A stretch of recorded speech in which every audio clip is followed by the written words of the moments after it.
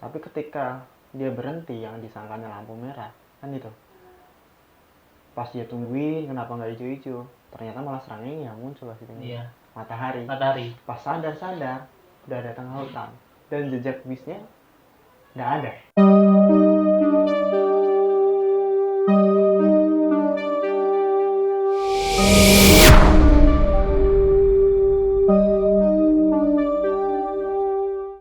Assalamualaikum Mas.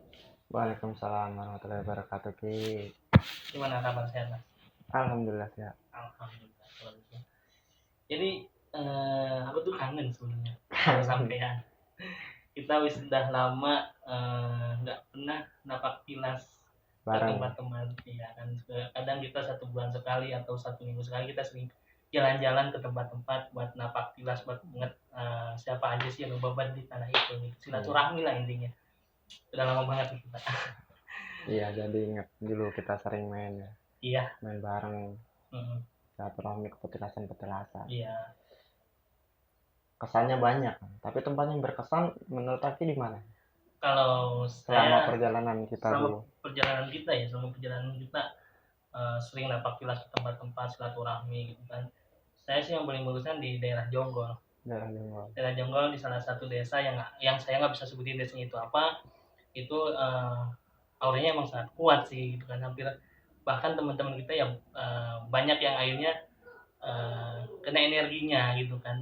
Yang kita nggak bisa buat lanjut, buat masuk, buat silaturahmi gitu kan. Yang desa ini bukan yang salah satu tiang alamnya diambil sama yang tidak bertanggung jawab. Iya, itu yang salah satu sangat menyebabkan masyarakat kena imbasnya. Iya, kena imbasnya. Itu sih yang paling berkesan banget menurut saya selama kita silaturahmi ke tempat-tempat itu kan napak tilas. Udah lama juga ya. Iya, kita udah lama bagus sama Panjenengan. Tumben nih tapi ke rumah nih soalnya. Iya. Selain kangen pasti ada maksud lah. Aku sih pengennya gini, pengen napak tilas ke daerah Jawa gitu kan, ke kampung masnya gitu kan. Iya. Daerah saya. Daerah masnya. Asal saya. Jadi aku mungkin bakal ngajak santri-santri buat napak tilas ke daerah masnya, buat tahu sejarah Alas Bogan gitu kan, yang saya sih sering baca gitu kan. Kalau Alas Bogan itu katanya yang penelusuran saya di internet itu ada kota yang lebih maju dari Jakarta dan itu kota gaib gitu kan, dan saya nggak bisa buat nembus itu. Makanya saya kayaknya lebih baik buat datang buat napak tilas biar tahu lebih rincinya gitu Mas. Santri mau diajak ke hutan. Iya, biar kuat Mas. Ngopi dulu. Ya siap Mas, aku rokok. Itu sih Mas, saya pengennya ya ajak teman-teman santri buat napak tilas ke daerah Masnya sekalian, mungkin liburan lah gitu kan, buat lebih tahu wawasan tanah Jawa gitu kan. Monggo ntar nginep di rumah saya kalau misal mau ke Alas Bogan kan, itu kebetulan dekat sama rumah. Makanya selain itu juga ya maksudnya pengen lebih tahu gitu kan, cerita langsung dari masyarakat sekitarnya, apakah betul yang ditulis di internet dan ceritanya sama atau tidak dengan si cerita di masyarakat daerah Alas Bogan gitu sih Mas. Yang setahu Panjenengan ada apanya emang di situ? Kalau dari internet. Saya lihat dari internet banyak kendaraan yang kalau lewat situ, jalur pantura itu kan jalur pantura kan.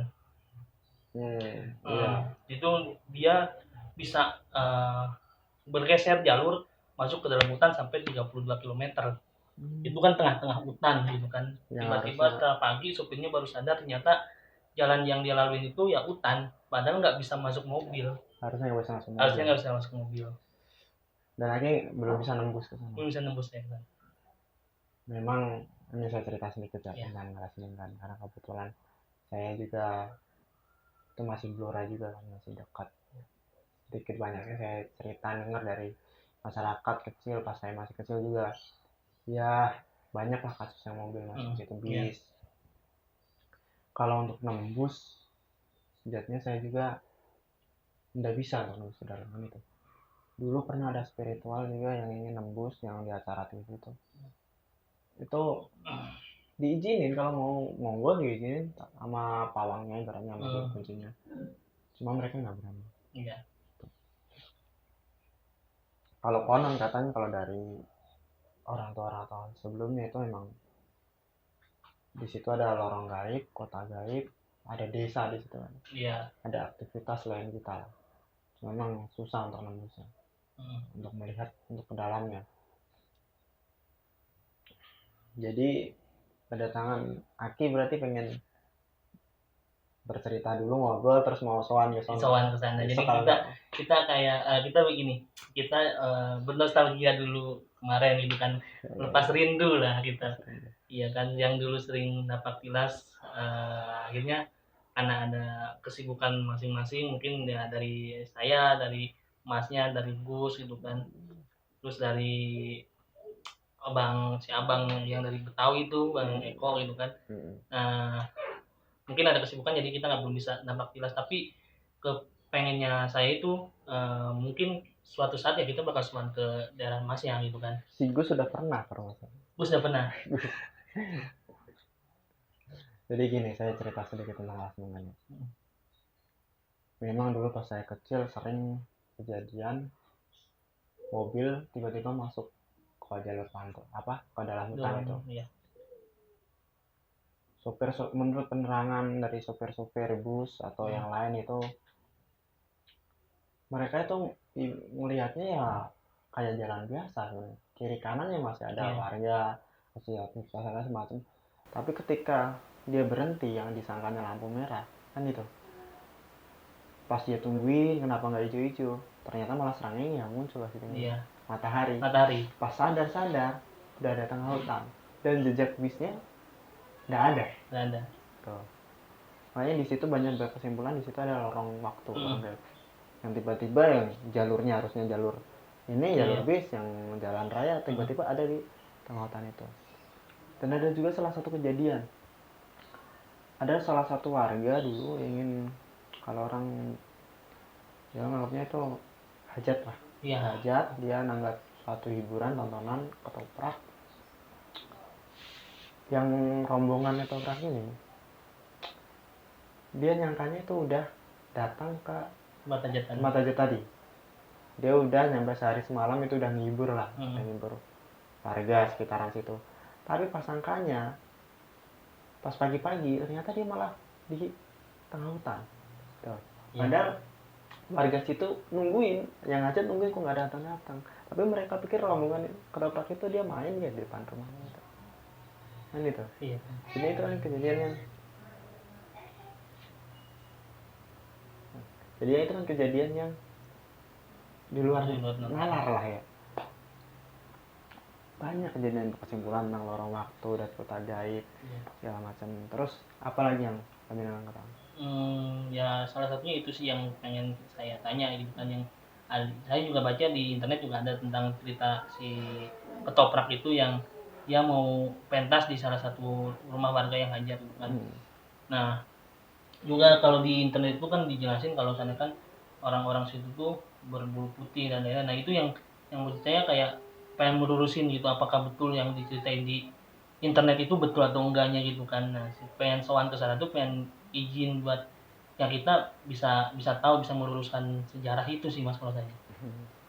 Bisa nguap tabir gitu kan, biar masyarakat tuh nggak apa ya, maksudnya nggak mengira-ngira gitu kan, karena kan kita hidup berdampingan juga dengan makhluk lain gitu kan, karena kan sudah juga dijelaskan bahwa dalam Al-Quran bahwa kita hidup berdampingan dengan jin gitu kan. Nah, maksud saya ya mungkin ketika nantinya sopir-sopir dan warga yang lintas itu ya mungkin bisa lebih eling sama Gusti Allah gitu kan. Nah, maksud saya pengen ke situ sih Mas, pengen tahu ke situ sih. Karena mungkin aja kenapa bisa meleset dari jalan ke tengah hutan, mungkin karena si sopirnya ini nggak eling sama Gusti Allah gitu kan, mungkin lagi banyak pikiran dan lain-lain, jadi dia masuk ke dalam lorong waktu gitu. Itu sih ya, pengen tahu ke situ. Memang dulu juga ada yang dulu itu emang kalau kata orang tua sebelumnya itu tempatnya demit tanah Jawa. Iya. Memang ada salah satu kiai yang mencoba untuk rangkeng, kiai dari Semarang, tapi saya nggak bisa sebutkan namanya siapa. Itu penuturan dari guru saya, guru saya. Jadinya dia mencoba kerangkeng-kerangkeng, dan alhamdulillah udah mulai tidak seperti dulu lagi. Tapi memang masih ada dimensinya situ kan itu kalau kata orang tua. Dan menurut pandangan Mas tadi Mas bicara tentang lorong waktu, kita bicara tentang lorong waktu. Lorong waktunya itu seperti apa? Kalau menurut pandangan Aki, pandangan saya ya, lorong waktu itu kayak satu lorong tuh kayak terowongan sih, bentuk kayak terowongan. Ketika kita masuk, ternyata kita nembus itu, kita udah beberapa hari di situ gitu Mas. Akhirnya kita melewati beberapa hari gitu kan. Kita nggak tahu, yang kita tahu itu kita masuk ya jalan itu, ternyata kita nembus, ternyata itu dunia lain. Itu sih yang saya tahu. Berarti cuma ada perbedaan waktu juga. Ada perbedaan waktu. Tahu pengalaman Aki. Tahu pengalaman waktu. Kalau dari penuturan Aki emang ini saya baru buka di sini ya, saya juga. Dulu saya pernah masuk ke dimensi lain. Pas sekitaran umur kelas 3 SD lah, berarti sekitaran umur berapa tahun? 7 tahun. 7 tahun. Iya. Kalau menurut memang lorong waktu seperti itu, mungkin itu yang disebut lorong waktunya. Jadinya saya nganggep itu pas dulu saya sadar itu saya cuma naik sepeda. Namanya anak kecil ya. Dan saya ketiduran, sepeda saya senderin ke tembok, ke rumah tuh, ke gedek kalau dia namanya. Saya tidur di atas sepeda. Dan tahu-tahu saya muncul itu pas saya sadar di daerah kecamatan. Itu daerahnya jauh 9 kilo. Bahkan Gus pernah datang ke rumah saya itu nyampe dia bingung, orang jalannya naik turun, kok nggak mungkin kalau naik sepeda orang anak kecil zaman dulu bisa nyampe situ. Apalagi zaman dulu penelusuran warga atau tetangga jalannya jelek. Lalu saya dicariin nyampe, wah sampai geger lah, lagi hilang gitu, hilang segala macam. Dan saya nganggapnya itu ya jalannya itu lurus, yang menurut panjenengan lorong waktu seperti itu lurus. Saya nganggap itu cuma beberapa menit, tapi pas saya sadar saya numpang pipis kan di pinggir jalan di bawah pohon, sadar saya di kecamatan. Kok saya nggak sadar, berarti kalau menurut panjenengan itu lorong waktu, berarti saya masuk ke dimensi lainnya. Gitu. Kalau untuk nembus ke dalam itu saya nggak, tapi kalau ibaratnya berbicara tentang lorong waktu tadi, mungkin saya pernah masuk ke lorong waktu yang dimaksud Alas Munggan itu, yang masih berkaitan dengan Alas Munggan. Kok menarik sebenarnya? Iya, saya sangat tertarik buat sowan ke sana gitu ya. Yang tadi saya bilang, saya pengen silaturahmi, pengen tahu lebih jauh tentang sejarah Alas Mogan gitu kan. Apa sih sebenarnya yang terjadi di Alas Mogan? Saya pengen lebih tahu langsung sama masyarakat sekitar, sama yang tadi Mas bilang ada juru kuncingan. Saya pengen ngobrol banyak gitu kan, pengen lebih tahu gitu kan. Karena yang pertama buat pengetahuan saya, buat pengetahuan santri-santri. Kenapa saya pengen ngajak santri-santri ya karena itu buat pengalaman santri-santri juga, biar lebih tahu tentang sejarah di tanah Jawa gitu kan. Nah, itu selain dia tahu sejarah tempat dia lahir, ya dia harus tahu juga sejarah tanah Jawa seperti apa, karena kan tanah Jawa ini tanah yang paling tua yang saya tahu gitu kan. Kayak gitu sih. Menurut saya sih kayak gitu. Ya, menurut saya memang kita harus mengerti tentang apa ya, kegaiban alam. Karena itu termasuk kita akan banyak mengenal tentang ciptaan Allah gitu. Betul Mas. Cuma ya saran saya, kita harus juga tiap tempat yang kita harus foto kromos ya. Kita ingin tahu aja, cuma jangan terlalu ingin. Itu bahaya. Jadinya harus ada yang kita takutin. Kalau manusia nggak ada yang ditakutin itu bahaya, takutnya malah dana, nggak dilo. Kayaknya takutnya dia jumawa. Makanya itu mungkin kalau Mas mau bawa santri-santri Mas, ibaratnya buat eleng mereka, toto kromo segala macam, tetap unggawannya dijaga. Iya, itu kan. Jadi gini Mas, tadi kan Mas ngejelasin tentang bahwa Mas pernah masuk ke dalam lorong waktu, dan Mas bilang itu biasa aja, ilmunya biasa aja tuh seperti apa Mas, bisa tahu nggak? Mesti biar saya juga punya gambaran tentang masuk ke dalam lorong waktu gitu. Gini sih yang saya sebutkan tadi, kalau menurut penjelasan panjenengan lorong waktu itu kan seperti itu yang tadi panjenengan sampaikan.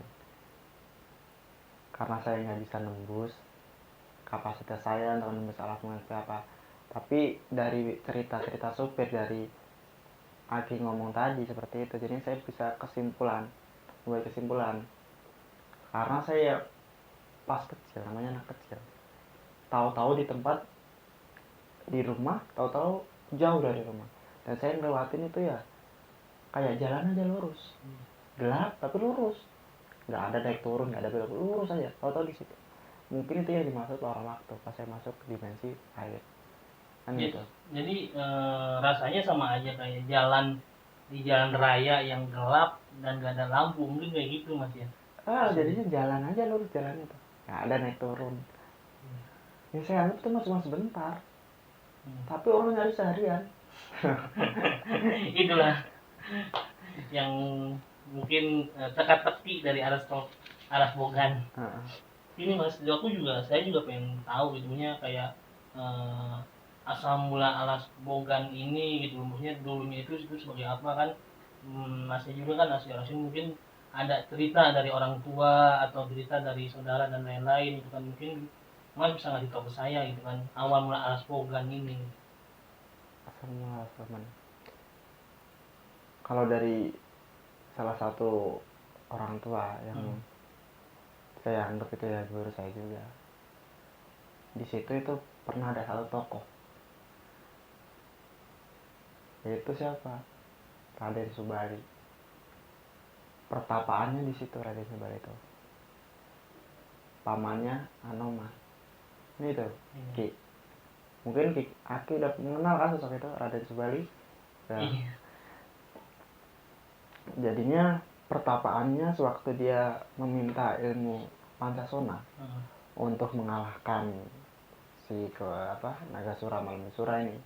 Dia tapaannya di situ, pertapaannya gubuknya lah. Kalau kerajaannya Gua Iskandar kan ada di Gua Terawang, di kecamatannya saya kan. Tapi yang pertapaan beliau pas dia ingin memiliki ajian Pancasona ya di Alas Bogan ini tuh.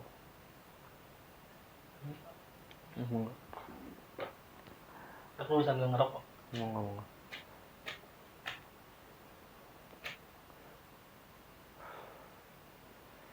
Berarti untuk bubuknya itu sampai sekarang masih ada gitu Mas?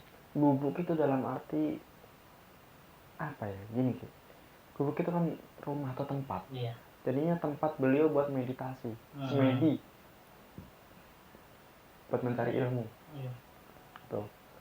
Dan akhirnya diturunkan ilmu Pancasona untuk mengalahkan si Nagasura Malamesura karena mereka meresahkan masyarakat kayak itu kan itu. Ajian Pancasona seperti apa sih? Ajian Pancasona ini kan kurang lebihnya udah tahu. Dia kalau kena angin atau tubuhnya menempel di tanah bakal hidup lagi kan itu. Ya itu sih mungkin yang kenapa saya tertariknya, karena banyak cerita menarik di Alas Bogan juga, sampai saya pengen datang ke sana buat banyak santri-santri main karena banyak sejarah di sana gitu kan. Kayak gitu sih Mas. Jadi kenapa saya datang ke sini gitu kan, saya cerita masa lalu kita yang sering napak-tilas, akhirnya saya buat minta izin nanti suatu saat mungkin bakal sowan ke tempat Masnya gitu kan ya. Apa-apa semua tempatnya milik Gusti Allah kan itu. Yang penting kalau kita datang ke suatu tempat kayak kita napak-tilas dulu kan, kita tata krama dulu sama warga setempat macam. Moga-moga diizinkan kan gitu. Asal kita jangan sumbar, harus tetap harus rasa takut. Kalau kita nggak punya rasa takut bahaya. Bisa jadi jumawa kita ninggi. Iya, karena kan kita juga datang ke sana sebagai tamu. Benar. Gitu kan. Ya hal layaknya seperti kita bertamu sama manusia juga ya, kita harus ada tata krama gitu kan. Harus ada sowan, harus intinya harus baik-baik sana, jaga lisan, jaga sikap gitu kan. Dan mungkin itu sih yang bakal nantinya bakal saya jelasin juga ke santri-santri yang bakal ikut ke Alas Bogan atau ke tempat Masnya gitu. Iya. Ayolah guys. Siap. Kapan Ki? Mungkin rencana sih kita akhir tahun Mas, karena kan akhir tahun sekalian ada waktu panjang gitu kan ya, karena kan teman-teman di santri juga kan ada yang sebagian udah bekerja gitu kan, ada yang sekolah juga ya, jadi lebih enaknya tahun baru gitu. Monggo, saya mau terima aja santri panjenengan. Sudah PPKM ya. Sudah PPKM, mudah-mudahan PPKM nggak diperpanjang lah. Karena biar kita bisa silaturahmi ke tempat-tempat yang lain juga gitu kan sama ini kendalanya itu PPKM gitu kan. Iya, mudah-mudahan aja musibahnya cepat kelar. Amin, amin. Enggak, ngopi. Udah lama kita nggak ngopi bareng. Ada lagi yang ingin kita bahas? Untuk saat ini mungkin itu aja Mas. Aku pengen ngegali sebelum saya datang ke sana, saya pengen ngegali dulu gitu kan sama emasnya yang emang asli sana gitu kan, sejarahnya seperti apa gitu. Biar nggak terlalu membaca, nggak terlalu mengambil mentah-mentah dari internet gitu kan. Karena ternyata kan ada sebagian yang mungkin benar dari internet, ada yang sebagian mungkin dikasih buat bumbu buat lebih menarik gitu kan. Ternyata kan setelah saya cerita sama masnya, ada sebagian yang benar, ada sebagian yang ternyata itu bumbu-bumbu gitu. Iya, makanya kan kalau kita nanya sesuatu mending langsung ke orangnya atau apa. Iya. Karena kalau lewat orang lain takut maknanya bakal beda. Iya. Kan itu takut ada yang dikurangin, ada yang ditambahin. Ya kalau alhamdulillah ya saya bisa jawab karena itu kejadian di daerah sekitar daerah tempat tinggal saya. Iya. Kan, gitu.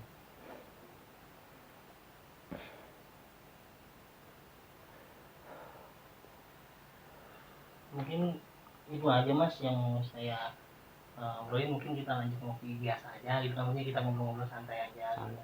Siap, dari tadi tegang berarti. tadi tegang sih Mas, maksudnya tegang itu dalam artian saya takut apa yang saya baca itu ternyata berbeda dengan apa yang Masnya tahu gitu kan, yang dari cerita aslinya gitu kan. Itu saya takut jika saya ceritain ke teman-teman santri ternyata berbeda gitu kan, makanya saya sowan ke Mas sebelum datang ke sana. Mungkin nanti saya juga bakal ajak Mas ya sekalian main ke tempat, ke rumah Mas gitu kan, sama teman-teman. Kalau insya Allah pasti saya kesana kalau dikasih umur panjang. Amin, amin. Mudah-mudahan kita selalu diberi kesehatan, rezeki. Amin, amin. Itu aja. Mungkin itu aja Mas, makasih ya. Saya pamit buat lanjut ketemu santri-santri karena jadwalnya buat belajar nih Mas. Oh ya, buat ngajar. Buat ngajar. Iya. Makasih ya Mas. Assalamualaikum. Waalaikumsalam.